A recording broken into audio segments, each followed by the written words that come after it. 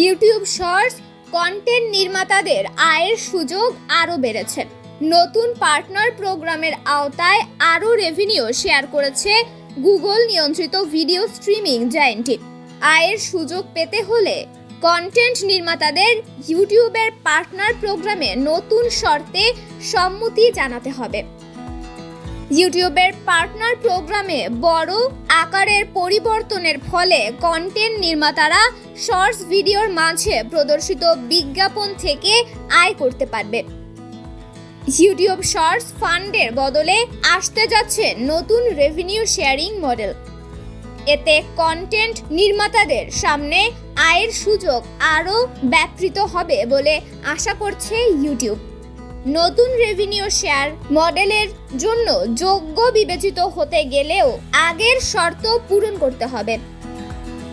100,000 subscriber ও 90 দিনে 1 কোটি view পেতে হবে।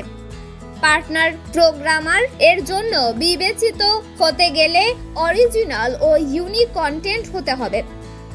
নন অরিজিনাল কন্টেন্টের মধ্যে রয়েছে মুভি বা টিভি শো থেকে নেওয়া অসম্পাদিত ক্লিপ, অন্যান্য ক্রিয়েটরের কন্টেন্ট রিআপলোড বা একাধিক কন্টেন্ট একসঙ্গে জোড়া লাগিয়ে পোস্ট ইত্যাদি। টিকটকের মতো জনপ্রিয় প্ল্যাটফর্মের সঙ্গে টেক্কা দেয়া এবং প্ল্যাটফর্মে গ্রাহকের ধরে রাখার লক্ষ্যে নতুন পার্টনার প্রোগ্রাম চালু করেছে ইউটিউব। কন্টেন্ট নির্মাতারা যদি টিকটকের চেয়ে ইউটিউবে শর্টস করে বেশি আয় করতে পারে তাহলে তারা এ প্ল্যাটফর্মে অরিজিনাল কন্টেন্ট শেয়ার বাড়িয়ে দেবে। ভিডিও থেকে আয়ের সুযোগ বাড়াতে একের পর এক নতুন পদক্ষেপ নিচ্ছে ইউটিউব। তরুণদের মধ্যে টিকটকের জনপ্রিয়তা আমলে নিয়ে বছর দুয়েক আগে শর্টস ভিডিও চালু করেছে ইউটিউব।